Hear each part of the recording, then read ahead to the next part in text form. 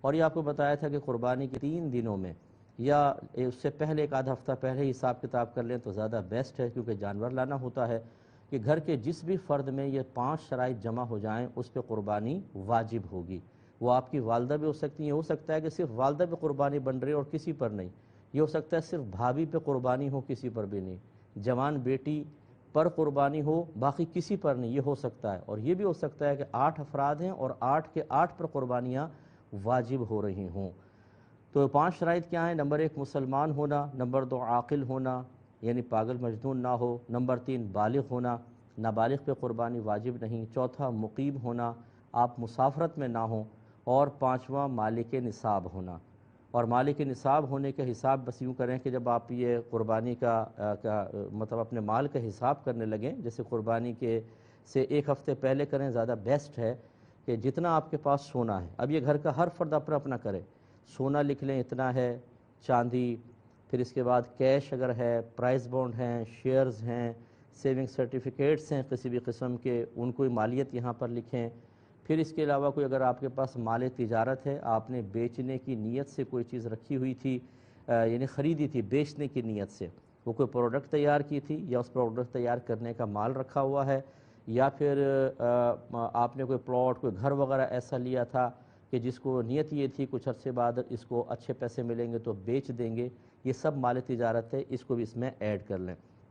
اس کے بعد اگر آپ کی ابھی بی سی نہیں نکلی لیکن آپ نے کچھ بیسیاں بھری ہوئی ہیں، وہ سمجھ لیں سامنے والے پہ قرض ہے، اس کو بھی اس میں لکھیں۔ اس کے علاوہ جتنا آپ نے کسی کو قرضہ دیا ہوا ہے وہ بھی اس میں ایڈ کر لیں۔ اب اس کا ٹوٹل نکال لیں۔ اس کے علاوہ اس میں ایک اور چیز ایڈ کرنی ہے، کیونکہ زکوٰۃ میں نہیں ہوتی، اس میں ہوتی ہے کہ گھر کا وہ اضافی سامان جو آپ کی ملکیت میں ہو اور بالکل یوز میں نہیں ہے، ضروریات زندگی سے اس کا کوئی تعلق نہیں ہے، جیسے مثال کے طور پر آپ کے پاس 8 جوتے کے جوڑے ہیں اور 5 بالکل ریجیکٹڈ ہیں، ان کو استعمال ہی نہیں کرتے، آپ سال گزر گیا ہے، وہ شامل ہوں گے اس میں۔ اس طرح آپ کے پاس جو ڈیکوریشن پیسز ہیں جو آپ کی ملکیت میں ہیں، یہ کوئی حاجت اصلیہ میں نہیں آتی چیزیں، یہ بھی اس میں شامل ہوں گے۔ حتیٰ کہ اگر آپ کا گھر ہے اس میں 6 کمرے ہیں، 2 بند رہتے ہیں، 4 یوز میں ہیں، تو ان 2 بند کمروں کی قیمت کا بھی اعتبار ہوتا ہے۔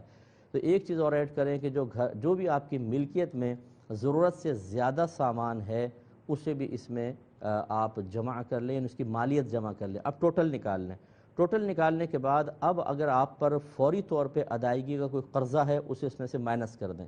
مثال کے طور پہ آپ نے کوئی بی سی دینی ہے، اگر آپ کی پہلے نکل چکی ہو، کیونکہ اب وہ جب نکل چکی ہوتی ہے تو اب ہم بی سی بھر رہے ہوتے ہیں تو وہ قرضہ لوٹا رہے ہوتے ہیں گویا کہ، تو وہ اسی طرح کوئی انسٹالمنٹ وغیرہ بھرنی ہے آپ نے، کسی شخص کا ایسا قرضہ ہے جس کی مدت مقرر نہیں ہے، وہ کسی بھی وقت مطالبہ کر سکتا ہے، جیسے بعض لوگ کہتے ہیں یار لے لو جب ضرورت ہوگی میں واپس لے لوں گا، تو اس طریقے سے ایسا تمام قرضہ اسے بھی مائنس کر دیں۔ اس کے علاوہ اس ٹوٹل میں سے وہ تمام اخراجات نکال لیں جو آپ کے گھر کے ضروری اخراجات ابھی ہونے والے ہیں، وہ سب نکال لیں، جیسے راشن ہے، بچوں کی فیسز ہیں، یوٹیلیٹی بلز ہیں، اسی طریقے سے ڈاکٹر وغیرہ کے کوئی علاج معالجہ چل رہا ہے تھوڑا بہت، اس میں سے نکال کر باقی جو بچتا ہے وہ دیکھیے کہ 52.5 تولہ چاندی کے برابر اس کی قیمت بنتی ہے کہ نہیں بنتی،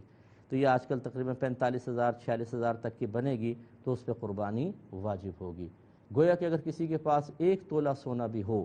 تو سمجھ لیں اس پہ قربانی واجب ہو جائے گی، کیونکہ وہ 52.5 تولہ چاندی کی مالیت سے یقیناً زیادہ ہے۔ اب آپ ذرا گھر کے لوگ حساب کتاب کر کے دیکھیں تو یہ ہو سکتا ہے کہ والد پہلے قربانی ہو، زوجہ پہ علیحدہ ہے یعنی امی جو ہیں گھر کی، اور بھابھیوں کے پاس زیور ہے ان پہ علیحدہ علیحدہ قربانی بن رہی ہے، بھائیوں کے اوپر علیحدہ بن رہی ہے، اگر کوئی بیٹی جاب کرتی ہے اس کے پاس تھوڑا بہت جمع ہے اس پہ الگ قربانی بن رہی ہے۔ یوں ہمارے گھروں میں بعض اوقات 8 10 قربانیاں بن رہی ہوتی ہیں، لیکن سال ہر سال ہم 1 قربانی یا 2 قربانیاں کر رہے ہوتے ہیں، یا وہی طریقہ ہوتا ہے کہ مجھ پر واجب ہے میں نہیں کر رہا ہوں، جو ہم امی کی طرف سے کر رہے ہیں، بیٹی کی طرف سے کر رہے ہیں، یہ سب غلط ہے۔